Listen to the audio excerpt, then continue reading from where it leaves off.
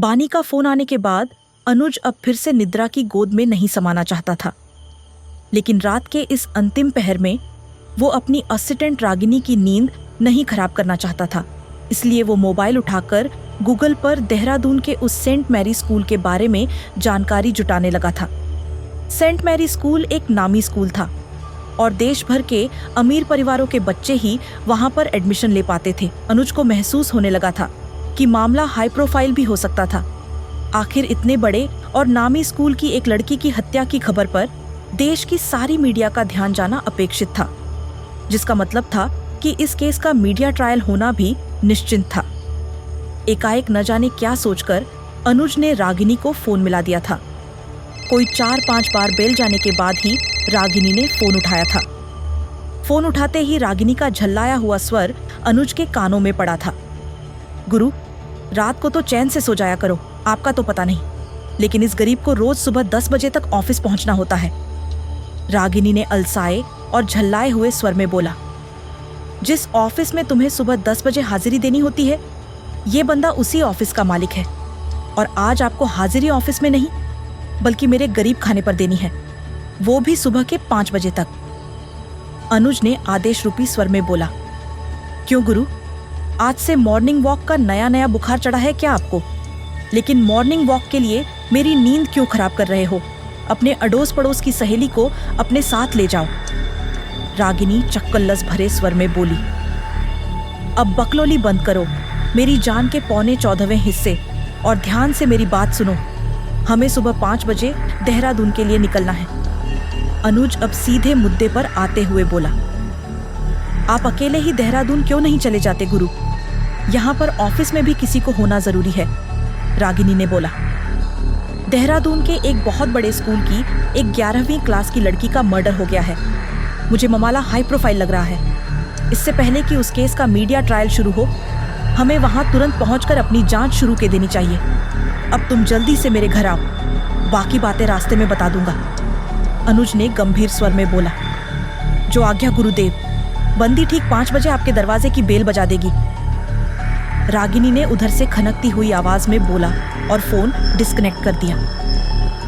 बानी, रूपाली और शगुफ्ता की आंखों के आंसुओं सूखने का नाम नहीं ले रहे थे। लगातार पुलिस की गाड़ियों के सायरन उस इलाके में गूंज रहे थे। स्कूल के उस स्विमिंग पूल को इस वक्त पुलिस के कोई 1 दर्जन लोगों ने घेरा हुआ था। जहानवी की लाश इस वक्त स्विमिंग पूल के बीचों बीच अधडूबी हालत में नजर आ रही थी। हॉस्टल की वार्डन बानी, रूपाली और शगुफ्ता को लेकर एक कोने में खड़ी हुई थी। उस पुलिस टीम का जो नेतृत्व कर रहे थे, उनका नाम था इंस्पेक्टर दिलबर नेगी था, जो कि इस वक्त अपनी सुकड़ी हुई आंखों से स्विमिंग पूल में जाह्नवी की लाश को देख रहा था। सर, फॉरेंसिक टीम आ गई है। तभी एसआई मदनलाल नौटियाल ने नेगी साहब के करीब आकर उनकी तंद्रा भंग की। ठीक है मदनलाल, सबसे पहले यहाँ की वीडियोग्राफी करवाओ, उसके बाद लाश को पूल से बाहर निकलवाना। इंस्पेक्टर नेगी ने रोबीले स्वर में आदेश देते हुए बोला, जी सर। मदनलाल ये बोलकर तेज कदमों से फॉरेंसिक टीम की ओर रुखसत हो गया था। नेगी साहब भी मदनलाल की रुखसती के बाद वार्डन लीला मैडम की तरफ अपने कदम बढ़ा चुके थे। सबसे पहले लाश को आप लोगों ने देखा था। नेगी साहब लीला मैडम से मुखातिब हो चुके थे। जी, मुझे लाश के बारे में बात पता चला था। सबसे पहले लाश को इन तीनों लड़कियों ने देखा था। लीला मैडम ने उन तीनों की तरफ इशारा करते हुए बोला। लीला मैडम का इशारा पाते ही अब नेगी साहब की नजरें उन तीनों के ऊपर जम चुकी थी। आप तीनों इतनी रात को हॉस्टल की बजाय यहाँ पर क्या कर रही थी? नेगी साहब ने अपनी पुलिसिया फितरत के हिसाब से ही सवाल किया था। हम तीनों जाह्नवी को ढूंढते हुए ही यहाँ पहुंचे थे। नेगी साहब की बात का जवाब बानी ने दिया था। आप तीनों जाह्नवी को ढूंढ क्यों रहे थे? नेगी साहब ने उसी अंदाज में फिर से पूछा। जाह्नवी 10 बजे के करीब हॉस्टल से गायब हो गई थी। जब वो काफी देर तक रूम में वापस नहीं आई तो हमने वार्डन मैडम को बताया। उसके बाद हम मैडम के आदेश पर ही जाह्नवी को ढूंढ रहे थे। बानी ने 90 तुले शब्दों में बोला।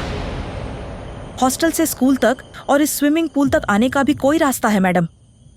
इस बार नेगी साहब ने लीला मैडम की तरफ देखते हुए पूछा। जी नहीं, हॉस्टल और स्कूल के रास्ते अलग अलग है। लेकिन कुछ शरारती बच्चों ने लोहे की बाड़ को एक जगह से काटा हुआ है।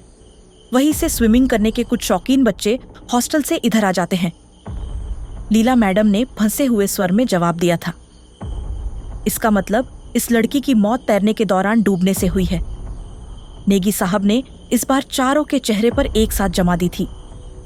जाह्नवी तैरते हुए कभी डूब नहीं सकती थी सर। वो तैराकी की इंटरस्टेट चैंपियन थी। इस बार जवाब शगुफ्ता ने दिया था। तुम्हारी बात किसी बहुत बड़ी बात की ओर इशारा कर रही है बेटी। इसका मतलब किसी ने जाह्नवी को मारकर उसकी लाश को यहां लाकर डाला है। नेगी साहब के मुंह से बरबस ही निकला था। इसका पता तो आप ही लगा सकते हैं सर। ये तो बच्चियां हैं जो अभी ठीक से बालिग भी नहीं हुई हैं, इसलिए ये तो इस बारे में आपको क्या ही बता पाएगी। इस बार लीला मैडम ने नेगी साहब के सवालों पर ब्रेक लगवाने के इरादे से बोला।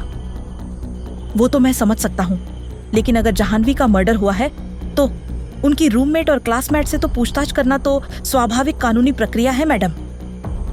नेगी साहब भी घुट्टे हुए पुलिस अफसर थे। जी, हमारी फ्रेंड का मर्डर हुआ है तो हम उसके कातिल को पकड़वाने में आपकी हर संभव मदद करेंगे सर।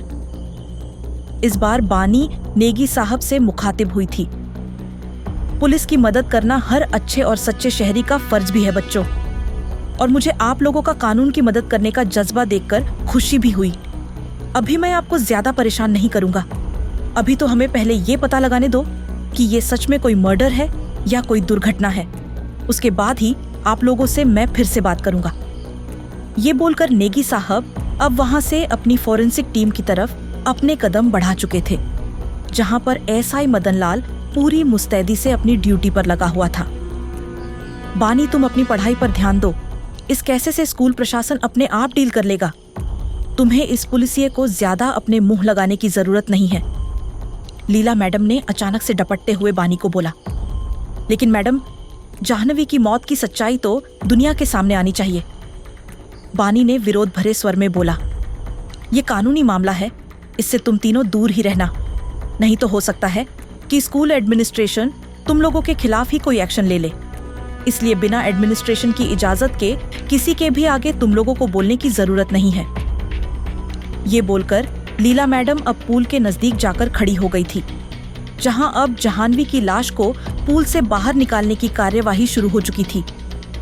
जाह्नवी की बॉडी को पूल से बाहर आते हुए देखकर बानी के साथ ही शगुफ्ता और रूपाली की रुलाई भी फूट पड़ी थी।